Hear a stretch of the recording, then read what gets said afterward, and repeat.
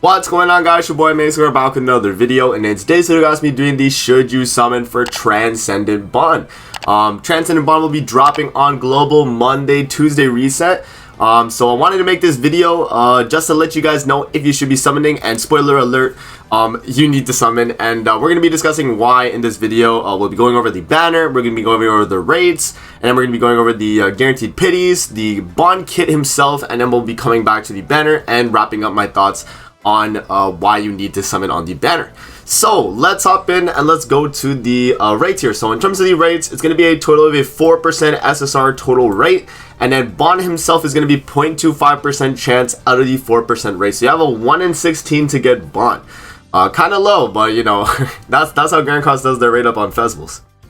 And then for the rest of the banner, 0.15% for every other character on the banner. And as we scroll through, you guys can see we got some pretty notable characters here. A lot of festivals, right? So we got Lost Vein Meliodas, LR Lost Vein.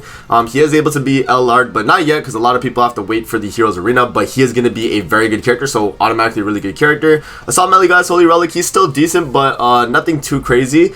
Trader Melee is obviously a staple PvE character. Purgatory Melee, like literally I have nothing to say about him. He's just that broken. Same with Ultimate Esner, super broken character. Asteros is really good. Light Elizabeth's really good. Infinity Merlin's really good as well. And I think there's some other festivals too, but they didn't put them. Oh no, is that it? Or is that really it? Okay, 1, 2, 3, 4, 5, 6, 7, 8, 9. So that is the 9 festivals. Okay, so I thought there was a little bit more than that, but I guess that's pretty much it. But yeah, and then we got Red Elaine, Green Zeneri, Blue Ludo, Green Roxy, the other Archangel, so Blue Tarmiel, Red Sariel, Green Dana for Liz, Blue Nanashi, which is pretty good, Excalibur Arthur, Summer Merlin's decent, Green Sariel's really good link, Green Malasila, you know, pretty good character overall, Blue, what is that? Yeah, Blue Elaine. Pretty decent, nothing too crazy though. Red Tarmiel, obviously a staple link, very strong character. You know, just a really good character, man. You want to have him for sure. Mono's pretty decent. Red Brino is a good farming unit, and then Easton's gonna be a really good character on a human team. So overall, guys, the banner doesn't look like okay. So the filler is not the greatest, but I will say the festival lineup is really great. And so how many festivals is that? So it's one. Okay, so it's 8. Times 0.15. I don't know what that is. I'm gonna pull up my calculator right now. We're gonna calculate that just to see how much of the banner is festivals. So 0.25 is Bond, right? Plus, oh wait, let me multiply this first. 0.15 times 8. Right, so you get 0.12 plus 0.25. So the total is, if you guys pull a festival on the banner out of the entire rate, it's gonna be 1.45% chance of pulling any of these festivals right here, these 9 festivals, out of the 4% rate, which I think is pretty solid. Obviously it could have been better than that, but that's still fairly decent for the banner itself. So that's going to be the rates in the banner, guys. The 300 is going to be a guaranteed SSR with 6.25% chance, and then a 3.75 for the rest of the banner. Same with the 600 pity, and then at the 900 you are guaranteed a copy of Transcendent Bond. And then, yeah, so that pretty much covers Bond's banner and everything that comes with it. Let's actually hop onto GC database now, guys, and discuss Bond's kit so that I can explain what he's able to do. So, because you're summoning for Bond, so let's talk about it. Alright, guys, we got Transcendent Bond pulled up on GC database here. So let's actually go over his kit and see what he is able to do. So let me get off the banner here, because Bond's just going to keep swinging his nunchucks. But we're back on here. So for his passive here, grant the hero Domain Extortion at the start of the battle, and Domain Extortion is going to be minus 20% damage taken by the 7 Deadly Sins allies, and then when allies damage enemies, decrease attack related stats of all enemies by 2% for 2 turns, max of 5 debuffs. So every single attack related lower is going to be 2%, and then you get a maximum of 5, so you get a 10% attack related lower.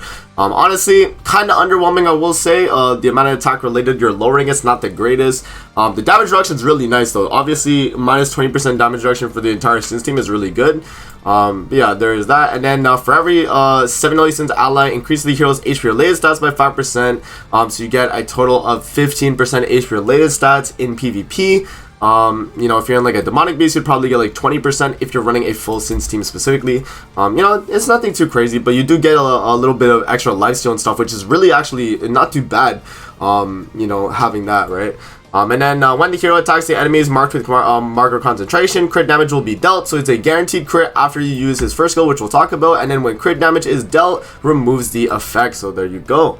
Alright, so for Bond's first skill here, he's going to inflict pierce damage equal to 180% of attack on one enemy and applies mark of concentration for 2 turns. Pierce is going to be ×3 pierce rate increase, so you just do triple your pierce. And then mark of concentration is going to be minus 100% crit rate to the marked target, so the marked target is going to have negative 100% crit rate. And you have guaranteed crit from the passives, right? So the mark of concentration, enemies marked will crit damage will be dealt. So you're able to guaranteed crit the person that is marked with concentration, which sounds pretty good in theory, but overall Bond is not hitting too hard with this setup. But yes, and then moving on to his second card here, which is his damage dealing card. Inflicts snipe damage equal to 150% of attack on one enemy, and this scales up to 450. Snipe is for every debuff on the target, increase damage dealt by 25% up to 7 times, and then doubles crit damage as well. So you kind of have like a spike effect in there, and then you get up to 175% extra damage dealt if you can max out the debuffs on the enemy as you use snipe, which is pretty good, you know, not too bad, not too bad.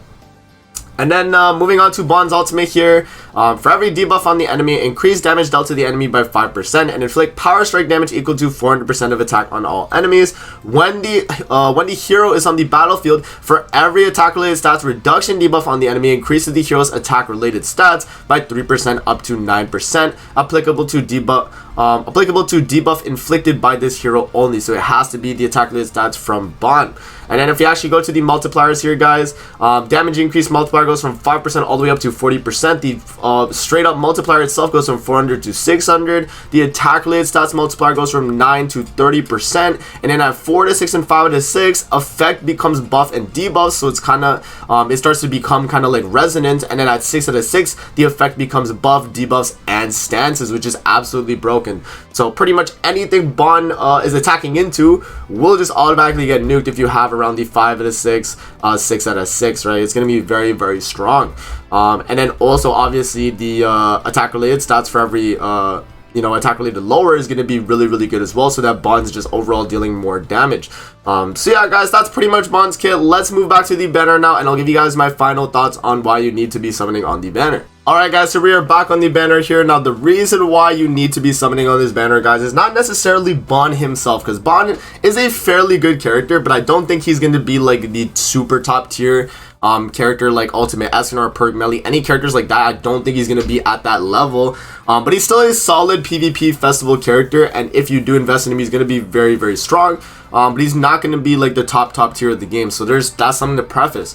But the rest of the banner is just absolutely insane, guys. It's hard to say not to summon when you got Traitor Melee, Purgatory Melee, Ultimate Escanor, Estarossa, LR Lost Vein Meliodas. Like, the banner is just absolutely insane. It has 9 total festivals, which is the most amount of festivals we've had on a banner ever.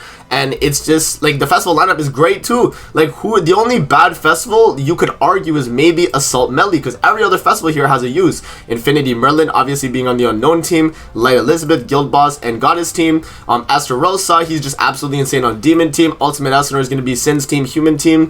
Purgatory Melee, Demon team, and then like some PvE content as well. Traitor Melee covers pretty much all PvE content. LR Lost Vein Meliodas is going to be super broken when he gets the LR, and then Assault Melee you could probably argue is the worst one, right? So overall, like, all the festivals in this lineup are great, right? Even including Bond too, right? Bond's still really good too. And then when we go to like some of the filler here, some of the filler is questionable, I will say. The Nashi is really nice though. You know what I mean? Like, Red Tarmiel is really good too. Red Brunhild, Green Easton, very, very good characters there. And then you have like some older Archangels too, like Rosario, Tarmiel, Ludo. So those are not like too desirable, but if you don't have them 6/6 already, you know, what are you doing, man? Get them 6/6.